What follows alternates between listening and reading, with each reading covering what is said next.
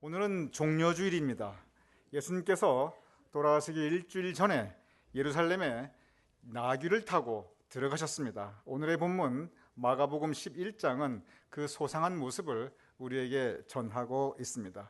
그런데 예루살렘에 들어가실 때 오늘 마가복음의 본문에는 그냥 나뭇가지라고 되어 있는데 그 나뭇가지가 무엇인지 요한복음 12장 13절을 보면 구체적으로 기록되어 있습니다.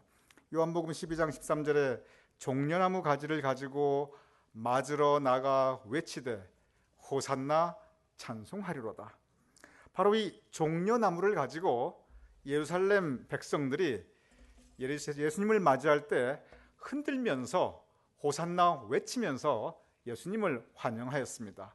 오늘 고난주간이 시작되는 이 종려주일이 왜 종려주일이라 하면 바로 예수님을 환영하였던 예루살렘 백성들의 그 모습을 우리가 함께 기억하고 나누는 것입니다. 한번 여러분 예비원회가 정성껏 준비했는데 종려나무 이 같이 한번 손으로 들어보십시오. 그리고 우리 한번 성서 그 모습대로 호산나 찬송하리로다. 우리 한번 해보죠. 호산나 찬송하리로다. 호산나 찬송하리로다. 감사합니다. 우리가 이 모습을 기억하고 기념하기 위해서 종려주일이라고 지칭하였고, 그리고 온 세계에서 오늘을 지키는 교회들은 바로 이 종려나무 가지를 함께 나누어 가집니다. 그리고 이 종려나무 가지를 1년 동안 그대로 잘 말렸다가 이것을 태워서 여기서 나온 재로 그 다음에 재수일, 여러분이 받으시는 그 재가 바로 이 종려가지로 만드는 그 깊은 신앙적인 의미가 있습니다. 오늘 본문 바로 그 종려주일의 모습을 구체적으로 마가복음 11장 9절에서 10절은 이렇게 기록하고 있습니다. 앞에서 가고 뒤에서 따르는 자들이, 예수님께서 나귀 타고 가시는데 예수님의 앞에서 그리고 예수님의 뒤에서 사람들이 소리 지르되 에스코트해 가면서 예수님을 둘러싸서 외치는 소리가 호산나 찬송하리로다. 주의 이름으로 오시는 이여 찬송하리로다. 오는 우리 조상 다윗의 나라여 가장 높은 곳에서 호산나 하더라. 호산나가 계속 반복되고 있습니다. 호산나 찬송하리로다. 여기서 호산나가 무슨 뜻인가? 적지 않은 분들이 호산나를 이 호산나와 찬송하리로다가 같이 붙어 있으니까 호산나가 찬송하리로다 그 뜻인가 하고 알고 계신 분들이 더러 계십니다. 여러분, 찬송하리로다 그 말씀은 호산나와는 그 뜻은 전혀 관계가 없습니다. 그냥 여기에 이스라엘 백성들이 호산나 외치면서 또 찬송하리로다 그 부분을 한국말로 번역했을 뿐입니다. 호산나가 무슨 뜻이냐면 직역하면 이제 구원하소서 그 뜻입니다. 즉 예루살렘 백성들이 나귀 타고 입성하시는 예수님을 환영하면서 종려나무 가지를 흔들면서 열광적으로 호산나 호산나, 즉 주님 이제 구원하소서, 이제 나를 구원하소서, 이제 우리를 구원하소서, 이제 구원하소서, 이것이 호산나의 의미입니다. 그러면 여러분, 호산나를 한국말로 번역하였을 때 이제 구원하소서 그 의미인데, 이 구원이라는 말, 여기서 이 구원이라는 뜻이 무슨 뜻입니까? 오늘 이 본문의 상황을 우리가 좀 더 구체적으로 그리고 성서적으로 이해하기 위해서 이 구원의 의미에 대해서 먼저 잠깐 여러분과 말씀을 나누고 계속 이 묵상을 이어가도록 하겠습니다. 우리가 성경에 구원이란 단어 무수하게 나옵니다. 예수님께서 이 땅에 오신 목적 자체가 우리를 구원하시기 위한 것입니다. 믿음으로 우리는 구원받고 구원받은 백성들에게 하나님의 나라는 보장되어 있습니다. 이렇게 구원은 우리의 신앙생활에서 우리의 영적 세계 그리고 성서의 가장 핵심된 주제입니다. 그러면 구원이 과연 무슨 뜻입니까?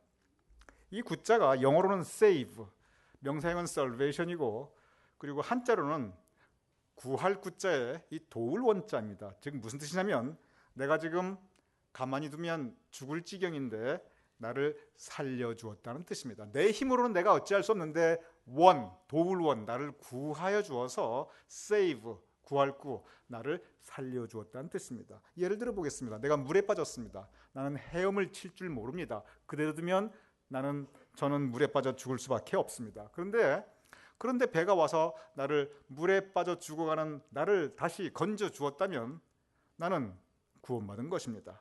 그리고 나를 살려준 사람은 나의 구원자입니다. 내가 죽을 병에 걸렸습니다. 그런데 좋은 의사를 만나서 나를 잘 회복시키고 치유시켜 주었습니다. 나는 구원받았습니다. 그 의사는 나에게 구원자입니다. 내가 돈이 없어서 너무 궁핍한데 렌트는 그만두고 당장 지금 새끼 식사가 지금 나에게 문제가 되고 살 수가 없는데, 그런데 누군가 나를 도와주어서 나에게 잡을 주고 내가 먹고 살 수 있고 나가 품위를 유지하고 살 수 있게 한다면, 그러면 나는 구원받은 것입니다. 그 사람은 나에게 구원자입니다. 내 마음이 낙심되고 절망되어서 살아있는 것 같으나 그러나 내 심령은 죽어있는데, 내 가슴을 열어보면 버럭게 멍들어서 이 세상에 더 이상 아무 애착도 없고 미련도 없고 그냥 죽고만 싶은데, 그런데 누군가 나에게 새로운 삶의 용기와 희망을 허락하여 주었다면, 누군가 나에게 새로운 사랑을 허락해 주셔서 그것에 붙잡고 의지해서 살아갈 수 있게 했다면, 그러면 나는 내 정신은, 내 삶은 구원받은 것입니다. 절망돼가지고 도저히 이제 이 세상에 아무 희망이 없는데 살 수 있는 새로운 이유를 허락해 주었다면, 그렇다면 나는 구원받은 것입니다. 사람들이 다 미웠는데 남편도 밉고 아내도 밉고 누구나 다 밉고 그래서 사는 게 지옥 같았는데, 그런데 다시 관계가 회복되고 기쁨이 있고 웃음이 있고 사랑이 풍성하다면, 그렇다면 나는 구원받은 것입니다. 이렇게 구원은 내가 육체적으로든 정신적으로든지 나를 죽게 만드는 또는 죽은 것과 같은 그런 상황이 전제가 됩니다. 그리고 내가 그 안에 빠져 있는데 내 힘으로 어떻게 헤어나올 수가 없습니다. 그럴 때 그런 상황에서 나를 건져 주어서 나로 하여금 살 수 있게 해주는 것, 그것이 바로 구원인 것입니다. 그렇게 만든 사람은 구원자인 것입니다. 오늘 여기에서 이스라엘 백성은 예수님을 향하여 호산나 호산나 외쳤습니다. 즉 이제 구원하소서, 이제 구원하소서 외쳤습니다. 그러면 예루살렘 백성은 과연 어떠한 상황에 있었길래 이 구원이란 단어 자체가 내가 죽을 것 같은 상황을 전제하고 있는데, 내가 죽을 것 같은 상황이 전제되지 않으면 그건 구원도 필요 없고 구원이 의미가 없습니다. 그러면 예루살렘 백성들을 죽을 것 같이 만든 이 호산나 호산나의 그 배경과 상황과 그들의 삶의 모습은, 그것은 어떠한 것이었습니까? 왜 그들은 예수님을 향하여 구원하소서 하였고, 무엇으로부터, 어떤 상황으로부터 구원시켜달라고 그들은 외쳤던 것입니까? 근본적으로 성서가 말씀하였던 구원은 우리 심령의 문제입니다. 죄로부터의 구원입니다. 그러나 이스라엘 백성들이 예루살렘에 입성하는 예수님을 향하여 호산나 호산나, 이제 구원하소서, 이제 구원하소서 외쳤을 때는 그것은 현실의 문제였습니다. 당시 이스라엘 백성은 로마 통치 아래에 있었고, 그리고 세금에 시달리고 있었고, 자유 없이 속박당한 민족으로서 살아가고 있었습니다. 마치 일제시대 때 우리가 일본 그 치하에서 여러 가지 인간적인 삶을 누릴 수 없었던 것과도 마찬가지입니다. 여기에 이스라엘 백성들이 호산나 호산나 구원하소서 구원하소서, 그 의미는 뭐냐면은 이 지긋지긋한 이 로마 통치로부터 우리를 구원시켜 주시옵소서, 못 살겠습니다. 이 가난으로부터, 이 궁핍함으로부터 나를 구원시켜 주십소서, 힘들어서 못 살겠습니다. 저 돌들이 떡덩이가 되게 해서 그 오병이의 기적처럼 우리를 모두 배부르게 먹고 살게 해주세요. 호산나 호산나, 이제 나를 구원해 주세요. 이 문제를 좀 없애주세요. 로마 좀 쫓아내주세요. 나에게 밥을 주세요. 돈을 주세요. 호산나 호산나, 주여 내 문제를 다 해결시켜 주셔서 내가 잘 살 수 있고, 내가 인정받고, 내가 원하는 것들이 이루어지게 해주세요. 호산나 호산나, 구원해 주세요. 바로 그 의미였던 것입니다. 지극히 현실적인 외침이었습니다. 그들은 예수님을 보았거나 또는 들었습니다. 그들은 예수님께서 병을 고치셨고, 그리고 불과 5개의 떡으로 5,000명을 먹이셨고, 죽은 사람도 살려냈던 것을 그들은 보았거나 들었습니다. 예수님께서 다윗의 자손이라는 것을 그들은 알고 있었습니다. 그래서 그들은 예수님을 하여 호산나 호산나, 이제 구원해 주세요. 이 지긋지긋한 현실로부터 나를 벗어나게 해주세요. 이 문제 좀 해결해 주세요. 나 좀 잘 살게 해주세요. 호산나 호산나, 이제 구원해 주세요. 외쳤던 것입니다. 오늘 이 본 말씀 좀 더 구체적으로 보도록 하겠습니다. 마가복음 11장 9절에서 10절 우리가 다시 보도록 하겠습니다. 뭐라고 외쳤는지. 앞에서 가고 뒤에서 따르는 자들이 소리 지르되 호산나, 즉 이제 구원해 주세요. 그 다음 뭐냐면 찬송하리로다 주의 이름으로 오시는 이요. 여기서 주의 이름으로 오시는 이가 무슨 뜻입니까? 구약의 이사야서에서 말씀하신 다윗의 자손에서 한 왕이 나서 너희를 영화롭게 하리라, 너희를 자유롭게 하리라, 너희를 다시 다윗 시대와 같이 모든 나라에 우뚝 서고 잘 살고 힘있고 그리고 지배하게 하리라. 주의 이름으로 오시는 자여, 즉 메시아에 대한 고백입니다. 찬송하리로다. 그 다음에 오시는 우리의 조상 다윗의 나라에 우리가 옛날에 그 부귀 영화를 다시 누리게 해주세요. 가장 높은 곳에서 우리가 외치오니 호산나, 우리를 구원해 주세요. 이 이스라엘 백성들이 외친 이 말을 가만히 살펴보면 지극히 현실적인 호산나입니다. 여기에 아무런 영적인 의미가 담겨 있지 않습니다. 여기에 아무런 죄로부터의 용서의 간구가 담겨 있지 않습니다. 여기에 아무런 하나님의 은혜에 대한 간구가 들어있지 않습니다. 여기에는 현실적인 욕심과 그리고 야심과 그리고 그들이 바라는 삶의 모습에 대한 것이 담겨 있을 뿐입니다. 과연 그들은 호산나 외치면서 예수님을 향하면서 무엇을 원했습니까? 근본적으로 그들은 자기의 유익을 구하였습니다. 근본적으로 그들은 자신의 영광을 구하였습니다. 근본적으로 그들은 잘 살고 싶었고 떵떵거리고 싶었고 그리고 인정받고 싶었고 그리고 부귀영화 누리고 싶었고 힘있게 살고 싶어 했습니다. 그래서 그들은 외쳤습니다. 호산나 호산나, 이제 구원하소서, 이제 구원하소서. 다윗의 이름으로 오시는 이여, 이제 우리를 통하여 다윗의 나라를 이루시옵소서. 그런데 그들이 보았던 것은 그 예수님, 그들의 뜻대로 움직여주지 않았습니다. 그들이 바라는 것 하나도 이루어지지 않았습니다. 많은 분들은 성서를 읽으면서 어떻게 이렇게 환영하였고 열광적으로 예수님을 맞이하였던 이스라엘 백성들이 단 며칠 만에 그렇게 예수님을 배신하고 십자가에 못 박으시오, 십자가에 못 박으시오, 그렇게 변할 수 있었는가? 그렇게 변할 수 있습니다. 왜냐하면 예수님께서 자신들이 바라는 대로 움직여주지 않았기 때문에 그랬습니다. 예수님께서 자신들이 바라는 것을 이루어 주시지 않았기 때문에 그랬습니다. 예수님께서는 구원자이십니다. 그러나 예수님께서는 현실의 구원자로, 현실의 통치자로 그들에게 오시지 않았습니다. 예수님께서는 우리를 죄로부터 구원해 주시고 우리를 다시 용서해 주시고 그의 십자가 피공로로 깨어진 하나님과 우리의 관계를 회복시켜 주시기 위하여 우리의 심령의 구원자로 오셨던 것입니다. 영적 세계의 구원자로 오셨던 것입니다. 이스라엘 백성들은 내가 지금 먹고 살기도 바쁜데 무슨 영적 세계냐, 내가 이 땅에서 지금 이렇게 눌려 살고 이렇게 힘든데 무슨 천국이냐, 차라리 돌들이 떡덩이가 되게 하고 사탄에게 경배해도 좋으니까 저 로마만 좀 없게 해달라. 근데 예수님께서는 그들과 같이 함께하지 않았습니다. 이 땅이 천국이어야 되는데, 그런데 이 땅을 총물리면 그들이 발휘한 건 군사력이고 경제력이고 외교력인데 예수님께서는 이 땅에서 다른 삶의 원리를 가르치셨던 것입니다. 이스라엘 백성들은 받아들일 수 없었습니다. 그래야 그들은 분노하였습니다. 심리학자들은 분노의 출발점이 어디냐면은 내가 바라는 것이 이루어지지 않았을 때 모든 분노는 거기서 시작된다고 합니다.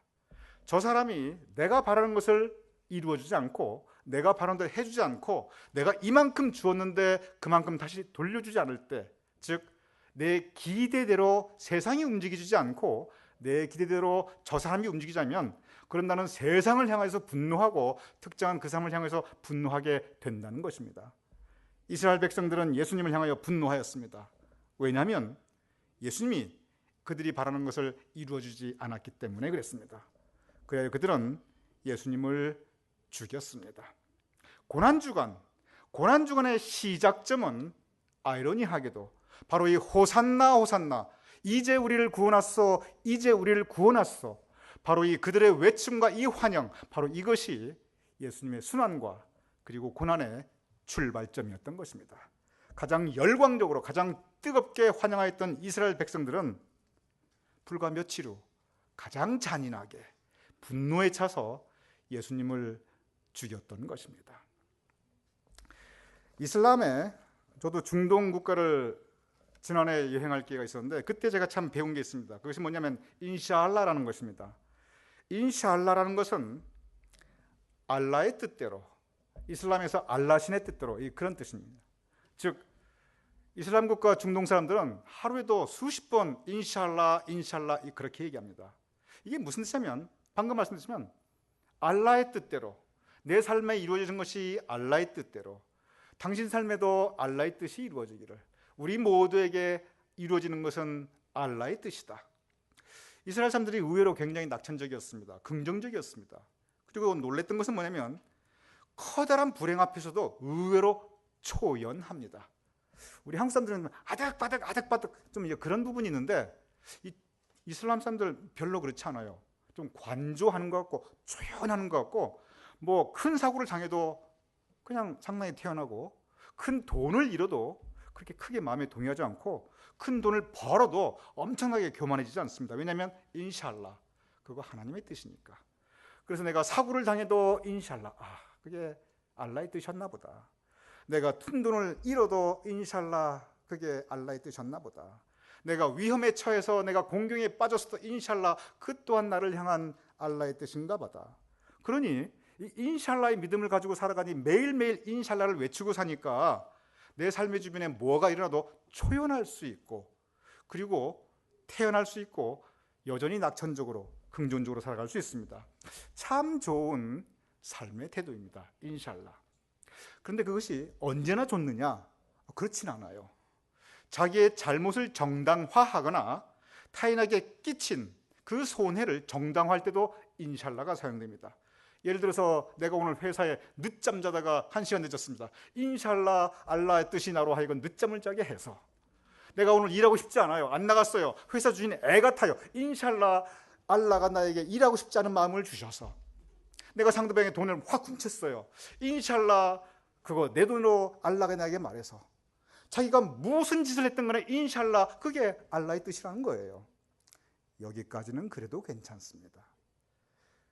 이슬람의 그 모든 테러리스트의 그 배경에는 바로 이 인샬라의 정신이 들어있습니다. 사람을 죽여도 인샬라 알라의 뜻이다. 911을 일으켜도 인샬라 알라의 뜻이다. 뻔히 살아있는 사람의 목을 참수를 하고 잘라도 인샬라 알라의 뜻이다. 그게 과연 알라의 뜻입니까?